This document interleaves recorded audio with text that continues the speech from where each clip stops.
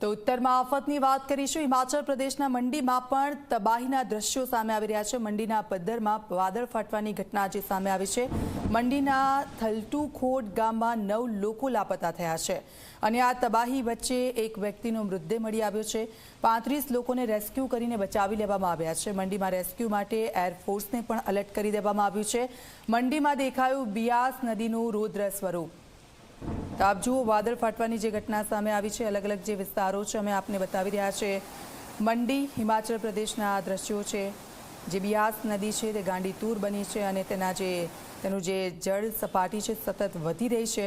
કેટલાક ગામો છે કે ત્યાંથી લોકોનું રેસ્ક્યુ કરી દેવામાં આવ્યું છે। કેટલાક લોકો ફસાયેલા છે અને તે લોકોને અલગ જગ્યા ઉપર લઈ જવામાં આવ્યા છે। તો મંડીના પદ્ધરમાં વાદળ ફાટતા પરિસ્થિતિ સર્જાય છે। અનેક લોકોના મોત થઈ ચૂક્યા છે। કેટલાક લોકો કે જે હજી પણ ગુમ છે। મંડીમાં બિયાસ નદીનું આ રૌદ્ર સ્વરૂપ આપ પણ જુઓ।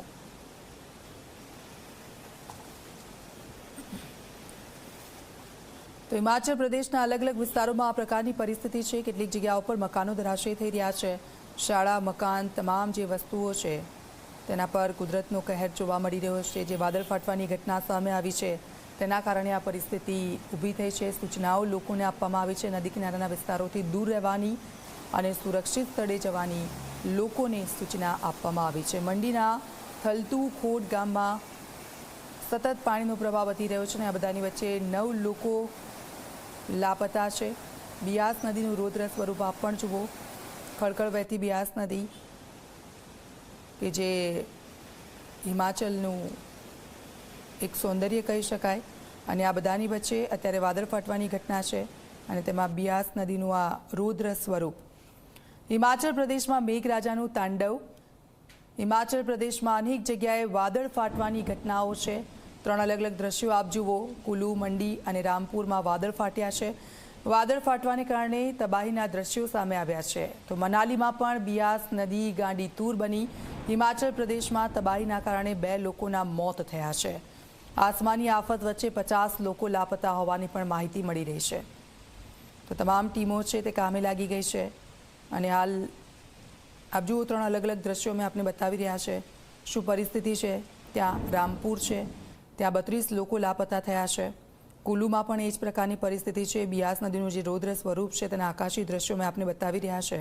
તો ત્રીજી તરફ મનાલીમાં જે કુદરતનો કહેર છે અને તેની ચપેટમાં એક આ મકાન જે આવ્યું છે તે ધરાશયી થઈ ગયું છે। જોતાની સાથે જ મકાન જે રીતે ધરાશયી થયું 1 મિનિટની અંદર।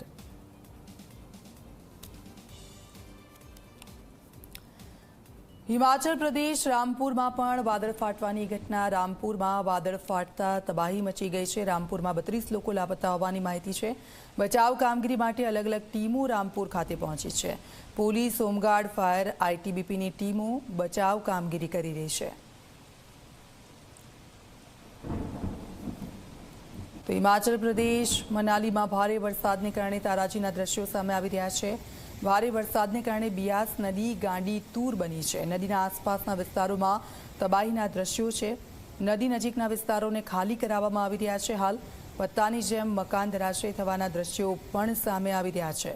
તો ગણતરીના સેકન્ડમાં જ આ વિશાળ મકાન ધરાશયી થઈ ગયું।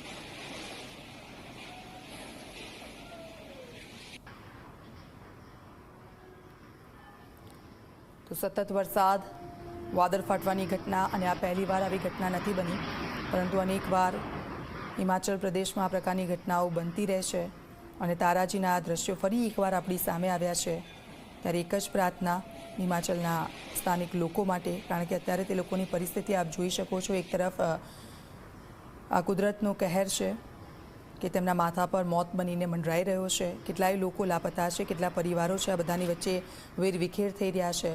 પોતાના પરિવારજનોને લોકો શોધી રહ્યા છે અને આપ જુઓ આ જે ઇમારત છે કે જે ધરાશયી થઈ છે અને જે આ નદી ગાંડીતુર બની છે। બિયાસ નદીએ પોતાના વહેણની સાથે આ મકાનને પણ લઈ લીધું છે। હિમાચલ મનાલીના આ દ્રશ્યો અમે આપને બતાવી રહ્યા છે।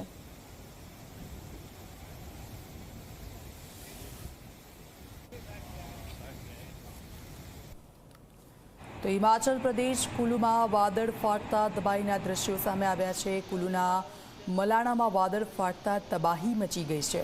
મલાણા હાઇડ્રો પાવર પ્રોજેક્ટના ડેમને નુકસાન થયું છે અને ડેમને નુકસાન થતાં ચારે બાજુ પાણી જ પાણી જોવા મળી રહ્યું છે. તો ડેમને જે નુકસાન થયું છે તેના કારણે આસપાસ પાણી જ પાણી જોવા મળી રહ્યું છે.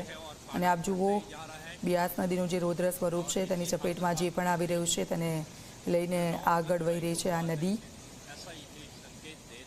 ભયાનક દ્રશ્યો હિમાચલના અલગ અલગ જગ્યાઓ પરથી સામે આવી રહ્યા છે. નદી કિનારે વસતા લોકો છે તે લોકોને હાલ સુરક્ષિત સ્થળે પહોંચાડવામાં આવી રહ્યા છે અને તમામ લોકો આ કાર્યમાં, બચાવ કાર્યમાં લાગી ગયા છે. અલગ અલગ જગ્યા પર લોકોનું સ્થળાંતર કરવામાં આવ્યું છે. નદી કિનારા વિસ્તારોથી લોકોને સુરક્ષિત સ્થળે પહોંચવા માટેની સૂચનાઓ સતત આપવામાં આવી છે અને આ બધાની વચ્ચે હવામાન વિભાગ તરફથી રેડ એલર્ટ આપવામાં આવ્યું છે કે હજી પણ ભારે વરસાદ થઈ શકે છે. એટલે પરિસ્થિતિ ગમે ત્યારે અહીંયા પલટાઈ શકે છે. આમ તો પહાડી વિસ્તારોમાં ભૂસ્ખલનની ઘટનાઓ બનતી હોય છે, વાદળ ફાટવાની ઘટનાઓ સતત બનતી રહેતી હોય છે અને આ બધાની વચ્ચે આ જુઓ કુદરતનો જે પ્રકોપ છે એ હાલ હિમાચલ પ્રદેશમાં જે જોવા મળી રહ્યો છે તે લોકો માટે માત્ર ને માત્ર એક જ પ્રાર્થના, કારણ કે આ 4 અલગ અલગ દ્રશ્યો છે. કુલુમાં વાદળ ફાટ્યું છે તો પાણીમાં 7 લોકો તણાઈ ગયા છે. કેટલાક લોકોને બહાર કાઢવામાં આવ્યા છે, બચાવી લેવામાં આવ્યા છે. તબાહી જ તબાહી ચારે બાજુ જોવા મળી રહી છે. ડેમને નુકસાન પહોંચ્યું છે. ડેમને નુકસાન પહોંચતા આપ જુઓ, જ્યાં પણ જુઓ ત્યાં માત્ર ને માત્ર પાણી જ પાણી છે. જ્યાં એક સમયે સુંદર અને ભવ્ય ઇમારતો હતી, મકાનો હતા, શાળા હતી અને તે જગ્યા પર અત્યારે માત્ર ને માત્ર પાણી જ જોવા મળી રહ્યું છે. ઉત્તરાખંડમાં ઇન્દ્રદેવનો વર્તાયો છે પ્રકોપ.